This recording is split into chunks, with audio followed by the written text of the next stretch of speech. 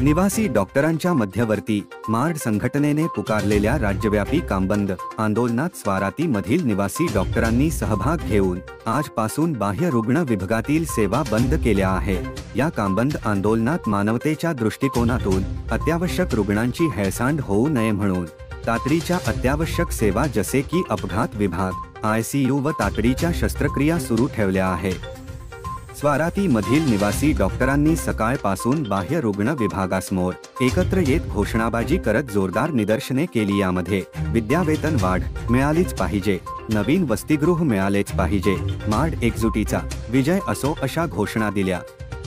जोपर्यंत विद्यावेतन वाढीचा मंत्रिमंडळ निर्णय होत नाही आणि नवीन वसतिगृह मंजुरीचे आदेश मिळत नाही तोपर्यंत आंदोलन कायम करण्याचा इशारा मार्ड अध्यक्ष तथा राज्य सचिव डॉक्टर राहुल मुंडे यांनी दिला।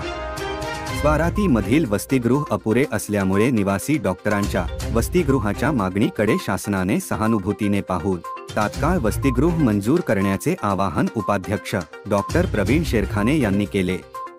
या आंदोलनात सर्व निवासी डॉक्टरांनी उत्स्फूर्त प्रतिसाद देत निदर्शने केली। यामध्ये doctor Rahul Munde, doctor Pravin Sherkhane, doctor Gaurav Shisode, doctor Tejas Madakwade, doctor Rupali Waghmare, doctor Sachin Dhakre, doctor Lithiya, doctor Tanushree, doctor Shantanu, doctor Kamran, doctor Aditya Waghmare, doctor Suraj Chavan यांच्यासह निवासी डॉक्टरांनी सहभाग घेतला।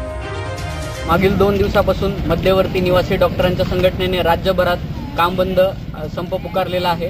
याचनुसार स्वाराती वैद्यकीय महाविद्यालय अंबाजोगाई येथील 150 ते 200 निवासी डॉक्टर कालपासून कामबंद संपावर आहेत। नियमित विद्यावेतनात वाढ आणि सर्व निवासी डॉक्टरांसाठी हॉस्टेलची सुविधा या सर्व मागण्यांसाठी येथील डॉक्टर कामबंद संपावर आहेत।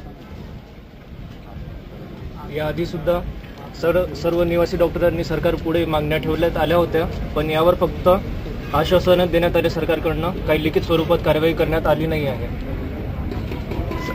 जैसा कि पिछले विजिट में सरकार से आश्वासन मिला था कि कुछ दिन बाद जो हमारी डिमांड है उस पर कुछ लिखित में आएगा, लेकिन ऐसा हुआ नहीं। हमारी मांगे जो है, जो अपना स्टाइपेंड है वो रेगुलर आए। महाराष्ट्र के बहुत से कॉलेज में जो हॉस्टल नहीं है बच्चों को रहने के लिए, रेसिडेंट कराने के लिए, वो रेसिडेंट के लिए रहने के लिए हॉस्टल का इंतज़ाम किया जाए और जो अपना स्टाइपेंड है उसमें बढ़ोतरी की जाए, ये हमारा डिमांड है पहले से। तो ऐसे में जब तक लिखित में कुछ आता नहीं है तब तक हमारा ये जो स्ट्राइक है कंटिन्यू रहेगा। आताच माझ्या सहकाऱ्यांनी सांगितल्याप्रमाणे जे आपल्या रेसिडेंट डॉक्टर आहेत, निवासी डॉक्टर आहेत, त्यांच्या ज्या मागण्या आहेत, प्रमुख मागण्या 3 आहेत। पहिली मागणी आहे जे विद्यावेतन आहे ते इतर राज्यांच्या तुलनेमध्ये त्याच प्रमाणात भेटावं। दुसरी मागणी जी आहे, आम्हाला राहण्यासाठी जे हॉस्टेल आहे त्या हॉस्टेलची व्यवस्था व्हावी। आणि तिसरी मागणी जी त्यांनी आता सांगितली की जे विद्यावेतन होते ते खूप प्रमाणामध्ये वेळेवरती होत नाही।